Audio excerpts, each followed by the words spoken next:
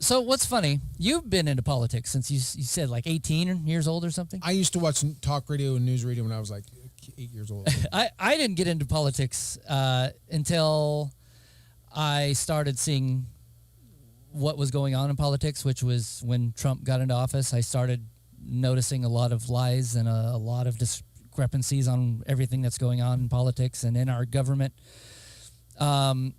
So growing up, I used to hear all these negative things about China. You know, like they would only show you certain types of news. Oh yeah, which I guess that's happened here for a long time too. But it wasn't much more. It wasn't to cover a lot of stuff up. It was just to teach you to love your country. Yeah, is basically what I got out of it when I was younger. And you know, the whole schooling thing. I view schools way different now. Yeah, and if you look at when I used to go to when I taught English in China, I would go into a school and all the students would be real happy and excited to see a foreigner coming in. Yeah, and we're talking like 2nd, 3rd, and 4th grade kids, and they would ask me questions like, "Why does America support Taiwan independence?" Right. Why does a kid in the 3rd grade and the 4th grade need to know about this kind of stuff? So that was some of the things that kind of opened up my eyes to how the world really works and how bad governments can be if there's no check on accountability. Because when I was in China, one of the things that kind of got me to pay attention to politics even more, especially American politics, and why our freedoms and our Constitution is so important, is because they didn't have that in China. Yeah. They didn't have it. They didn't know what it's like, and they liked it. They thought China was great. They had no idea. They all wanted to come to the United States because they think that we're all rich and have mansions and freedom. Yeah, that's okay, but they don't think of it like that because they can walk around freely in China. They can get a glass of water. They can do all this. They can't protest against their government. They can't. There's a lot they can't do, but they don't know that if they're never told about it. Yeah. So they're, like I said, you know, that framing of everything. They just we can't protest against our government either. Yeah. I look at January Proud 6th. Boys came into town. They're really, really violent. Yeah. When they smack an Antifa rider and he's throwing a brick through a window. Yeah. What these guys don't understand is they have not gotten violent yet. If they keep doing this crap and if they continue to riot, they're not gonna. They have no idea who they're messing with. We all have guns. Yeah. We're all rednecks. We all drive tractors. We all worked our butts off. All they do is drink. They have no testosterone. They wear skinny jeans, as Salty Cracker likes to say, and soy lattes. Their arms are thin like noodles, and they can't even climb buildings. One guy tried to climb that building to saw that and he fell off the awning or whatever that was. He's like, oh, call the police. Yeah, which the they're first still thing trying they to said, defund. We can't because they don't have any funds. Yeah. So they create the world. That world, they're going to have to live in it. But the problem is they're going to make us live in it too. That's why I think there might need to be a peaceful divorce, because everything is political now, right? And there's a stark difference between people that love freedom and their personal liberties and the people that want to sell that for safety and security but have nothing in return. Right. There's been talk of a lot of states dividing, and maybe someday that's what'll happen, is that all the states will divide. There'll be these groups in certain states and then other groups in other states, and you stay in your state, I'll stay in my state. And that's what it might. And then pretty soon people will realize and see the stark difference in the way of life. Right. And then they'll be like, okay, yeah, well, maybe we need to start changing the way we do things. It's sad that has to happen. And like you said, they're making the bed. They're going to have to lay in it, but we're going to have to lay in it too. In some ways, it just feels like, you know what? Why don't you just piss off all the police and they all quit? See what happens. We already saw what happened in Chaz. I guess that wasn't enough for them. No, because they're what do you call lords that were there? What do you call them? Thugs. Thugs, yeah. Yeah, I don't know. I just seen that, and I just so absolutely ridiculous. I knew that those people were pawns. Yeah, they were allowed to do that because the politicians wanted to be on their side, make a statement, virtue signal. And then when it came time to it, because somebody died, they just went in there and shut it down real quick. Yeah, they tried their own policing and found out that didn't work. Yeah, they were worse than the cops they're protesting against. Exactly. That's what's funny, because people call, a lot of BLM, Antifa, whatever. They try to call out, let's get rid of all the police and just have really well-trained social workers. Well, not social workers. I don't remember what the term was right now. Kind of like, Army type Militia. militia. Yes, very well trained militia, and well, they try that in That's a Chaz. bad idea. Oh yeah, very That bad is a idea. bad idea. They do that in other countries That's already. exactly what they don't want to. It's going to be us that start these stupid ass militias, and we're not going to know what we're doing. We're going to fire off all kinds of rounds. We're going to hit all kinds of people, and it's going to be a massive. Who's the freaking bad problem. guy? Exactly. I mean, the reason why they're purging people from social media is because they do not want the other side to be able to organize to put up a fight. Oh yeah, I know. And if they do that, we're not wanting to fight with fists and guns and stuff like that. We're wanting to fight with ideas and words. They don't if like you don't ideas. like free speech, the combat bad speech is more speech. To combat bad ideas is more ideas in the marketplace, the open and free marketplace of ideas. When you shut one side off and you only present your propagandized side of things, it's going to cause the other side to resort to, well, what happens to a wounded animal when he's in a corner? He's going to do everything he can for survival, to survive. And this is a fight for the country, the very basics of what our country was founded upon. And there's been no greater gift for these totalitarian, authoritarian politicians than the COVID pandemic. So were words violence in China also? In the Cultural Revolution, yes. The Cultural Revolution, they had to destroy all of the old ways of thinking, the old cultures, the old traditions. So they got to destroy that for the chaos. Then they have to try to bring in the solution to the chaos, and then they have to normalize everything. Say, this is now normal. This is normal. This is the way it's always been. This is the way it's always going to be. Okay. So, meaning, just last year we didn't have to wear masks. We never thought about having a vaccine for measles and smallpox. Now we have to worry about vaccine passports, being able to go and live your regular life. New information. They're trying to make that the new normal. And with each generation of people that are coming in, they will never know what it was like. I'm not saying this is true or anything. You may have seen it. I saw some new information on COVID numbers today. So don't quote me on this. This is just something I saw. I'm no doctor, but doing all the mathematics, they were saying heart disease. There are more deaths per year than COVID could ever be. And what was the other death? Obesity, diabetes, cigarettes. I don't remember what the other one was. He talked about the heart disease so long. I'll have to watch it again. But after you do all the math, and you do all the math of COVID with the comorbidities, the actual numbers are like down to 20,000. Yeah. 20,000 deaths just from COVID. It's all the way down from the 400,000. It probably tracks right along with the influenza, the seasonal flu.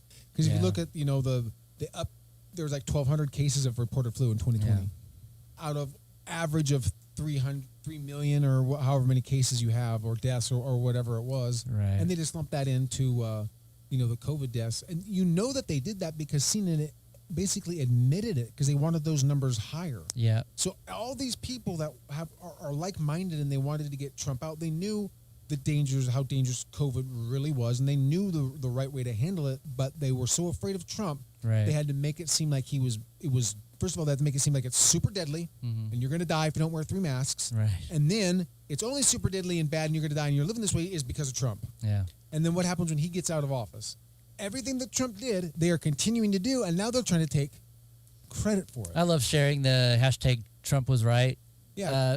Trump did it better. Have Trump build it. Like, I'll post a video of Trump saying, the vaccines will have everybody vaccinated by April. It's April. Biden's going, everybody should be vaccinated this month. Everybody's eligible. Oregon just opened it up where everybody above the age of 18 is eligible for a vaccine. Yeah. Our county's open. Yeah. Well, some of the bigger chain stores are still complying, but our county's open. Yeah, I know, and I don't think any restaurant in this county they should close, and they should. They're all open. If you want to wear a mask and go in there, then do it. Yeah, that's fine. If you don't want to, then you shouldn't have to. Yeah, if you're scared, if you are really scared, that freaked out about people not wearing masks, don't go in there. Right. Let's live our lives. Well, yeah, exactly. You don't have to go in there. Just like COVID, just order, pick up, to go. I mean, the restaurants will do that. They'll help you out. We were doing that anyways because it's more convenient. Exactly. So exactly. Now, when they do this, they're going to destroy small business. And when you do that, you destroy one business that supports 10 to 50 people. And each of those 10 to 50 people have a family of 2 people. So there's 100 to 150 people that can be affected by shutting down one business. Yeah. Now, if your goal is to make people reliant on the government who are you going to target? Would you target individual families? No, because you can only get the least bang for your buck if you just target individual people. If you target a business and you fine them, you put all these ridiculous restrictions on them where they can't operate their business. Well, you've just now created 150 Democratic voters because the Democrats will promise, hey, I'll give you money while you're not at work. And in fact, I'll give you more money to not work. Yes. And they do that because they want their votes. They don't care about these people. Right. I mean, they just hear something free and they bite it just like the mouse eats the cheese on the rat trap and it kills them. Exactly. The restrictions on small businesses were already high before COVID. I owned a business and it was getting to the point, I ended up selling it. It was getting to the point where a lot of the bigger corporations were running us out. They were threatening to sue us all the time. And we were just trying to run a business, and there are so many regulations and rules and laws and paperworks and tickets. And they create the problem, and then they create the solution for the problem, which is mainly lawyers. Yes. That's over and over and over again. Oh, there's no crisis at the border. Yeah. Wait. We've got a problem here to fix. Exactly.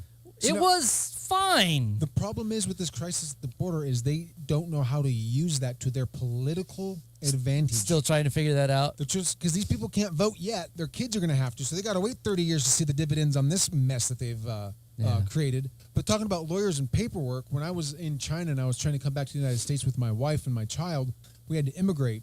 And so we had to fill out all these forms and whatnot. And you seriously get a stack of papers to thick out that's that thick. Mm-hmm. And the last piece of paper in there is the Congressional Paperwork Reduction Act. What's that? Talking about how they reduce the amount of paperwork that you have to fill out. When they send you something that's 5 inches thick and you don't know how to fill it out because you basically need to go and hire an immigration lawyer to help you fill this crap out because you make one mistake. And you wait 6 months in line to find out you made one mistake, and you got to start over. Cross your T, start over 6 months. Unbelievable. So of course you hire a lawyer. They're not going to make those mistakes, and it's going to be a lot easier for you to get accomplished what you need done. But I thought how ironic is all these papers we have to fill out the Congressional Paperwork Reduction Act. This says about how they're trying to make forms more streamlined. It's like that right there is the biggest government bureaucracy. If you want to know what it's going to be like when the government rules every aspect of your life, it's going to be kind of crap like that. That is insane. It is just, everything is made and caused by corporate lawyers. And what are lawyers? What is their motivation? What's the same as everybody else's? Well, they Money. gotta give themselves job security. And we're normal people. We didn't go to school for 4 years to learn all the lingo and stuff. So they kind of have us like fish in a barrel. We don't have a choice. I'm just trying to run a business. Why do I have to make enough money to pay for a full-time lawyer now? Exactly. Look at you can't do anything. When my parents had a gas station, we had to test our soil at 50 feet down every 15 feet towards the little creek that ran right next to it to see how much gasoline had leaked out from the oil tanks that were implanted before we built the new gas station. That cost us tens of thousands of dollars to have some idiot bureaucrat come out there with the clipboard and test the dirt for gas. Meanwhile, right across the street, somebody just opened up just said, hey, come give me some gas. And he put up a sign and damn near put us out of business. Wow. No testing, nothing. We had to write senators to get the place shut down because they opened up just overnight, just because. Wow. And because it took so long for them to finally do anything, it almost put us out of business. And just imagine how many businesses went out of business during COVID. That'll never come back. And then through riots on top of that, burning the buildings down. People say, well, they'll just collect insurance money. It does not work like that. Like, you have to rebuild. If you can prove everything that was burnt and lost with receipts, then you can get it back after about a year of fighting with the insurance company. It's not like you walk into the insurance company and say, hey, them riders hit again. Can I get that $10,000? No, it doesn't work that way. Then you have to rebuild your business if you're going to try to get it going again. And who's going to want to come to a business where you don't have windows? You just have Formica sheets up there with the anarchist symbol spray painted on it and other types of graffiti. Last time I went to Portland, driving through Portland, there's windows shattered on almost all. I wasn't even in the riot part of town. There's windows shattered on all these gas stations and businesses. And gas station I went into had boards on the windows, and everybody's just walking around like nothing happened. Yeah, and hopefully later on we're going to get some footage of that. We're going to show people what's going on in Eugene even. I mean, they're still having a lot of problems in Eugene. Portland's just, it's a different country. It's not even part of Oregon. I don't consider Portland as representing my values or the biggest, shining, nice city we have in Oregon. Don't look there. Look at the Yoncalla. Look at Roseburg. Look at some of these nicer places. Yeah, we do have some plans to get a camera guy out there to get some really good footage of riots that will probably get us banned on all social media, but at least we'll have the footage and it'll get out there somewhere. That, and we're gonna find out what they're teaching these kids in schools. Yes, there's some teachers that I think that are wanting to talk to us because they have no other way to get this information out. Yes, we're going to end up talking with some teachers. I personally know one in Portland that he had enough as in like 2 years ago, and I'm pretty sure now he's now really it's just, feeling it. I mean, what happened the last 10 years and what's happened in the last year, the amount of change and chaos is exactly the same. They have condensed 10 years worth of Democratic left-wing propaganda bullcrap into 1 year, and it has carpet bombed everyone's senses and brains. Yes. And there's no escape from it. There really is. I mean, you see people getting fired for just donating money anonymously, and then through a data breach, which is illegal because it was hacked into, they get fired from their job when it's found that they used an email address and they can pinpoint it back to the person that sent Kyle Rittenhouse $25. And they fired him. Politicians are getting away with so much, and us citizens are just getting crappied on. We need to go find people that don't want to run for office and make them run for office. Because anybody that says, hey, I want power over you, they will say anything for you can, in your mind, make it okay to say, okay, I will give you power over me. Yeah. And if that's free money, whatever, racist propaganda they want to spew, whatever it is that is going to get you to vote for them, that's what they're going to say, because they don't care about you. They care about money and power. We need to get the guy who's a logger. He has, he's solid. He's based. He's no nonsense. He doesn't want to have anything to do with politics. And he's exactly the type of people that we need in politics. That'll be fun. Some of those loggers have just the most genuine, uncensored mouths that you'd ever hear, and they're just completely honest about everything. So that'll be awesome. And they tell it like it is. And exactly. And everybody in this country, we have come so far as far as race and being inclusive and tolerant of people. I grew up in Portland. I moved to that small town, when I was 10 years old. And I grew up, it was Northeast Portland, and it was the hood.